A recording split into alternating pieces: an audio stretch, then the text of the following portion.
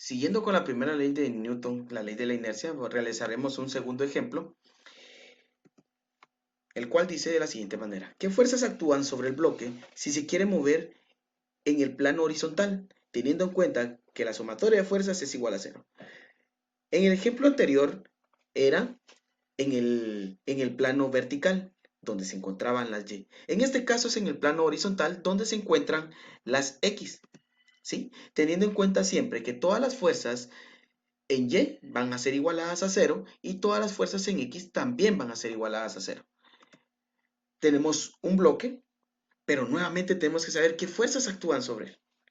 Hay muchas fuerzas que pueden actuar en un bloque en el plano horizontal, que son la fuerza de fricción o de rozamiento, dependiendo de la superficie en la que se quiera trasladar la caja o el objeto.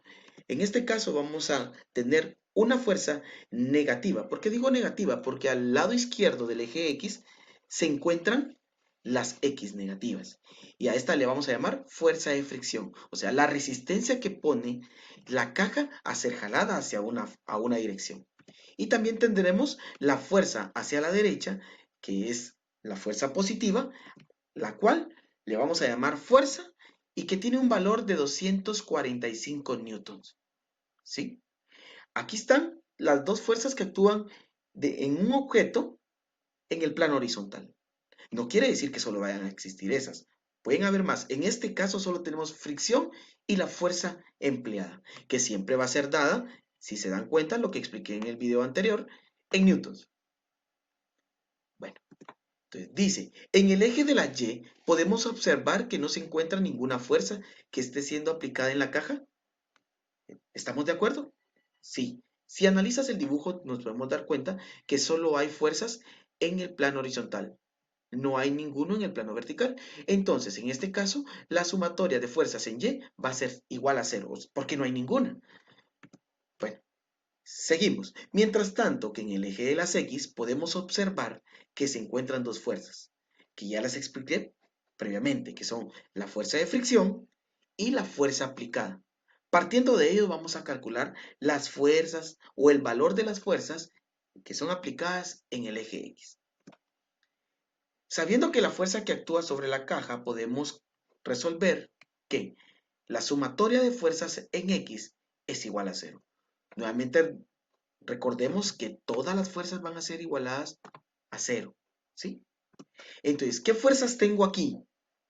Tengo la fuerza de fricción y alguien podrá decir, pero por aquí en el dibujo no tiene un signo negativo, pero en la fórmula sí, porque lo expliqué previamente. Como está la fuerza aplicada a dirección del eje X negativo, entonces yo le voy a agregar un signo negativo.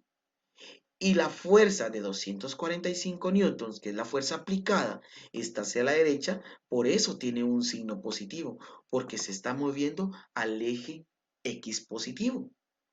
Y lo igualé a cero. Entonces, nuevamente se vuelve una ecuación lineal donde mi incógnita es el valor que yo no conozco. Es el valor que tiene que descubrir la persona. ¿Y qué valor es el que hay que descubrir? Bueno, en este caso la fuerza de fricción. Si es negativa, si es positiva. Paso la F o la fuerza que ya conozco del lado derecho, recordando que si cambia de lugar, cambia de signo. Y aquí está el signo. Aquí está, 245. Ya cambio la F por el valor. Recuerdo que tengo aquí este 1 de dónde salió, del valor que se encuentra en FR. Como es negativo, yo sé que no puede quedar una incógnita negativa, entonces yo recuerdo que hay un 1 imaginario, lo paso a dividir, entonces me va a quedar 245, que recordemos que es negativo, dividido menos 1, esto me va a dar un valor de 245 newtons positivo. ¿Correcto? Les dejo un cuestionario en la descripción del video.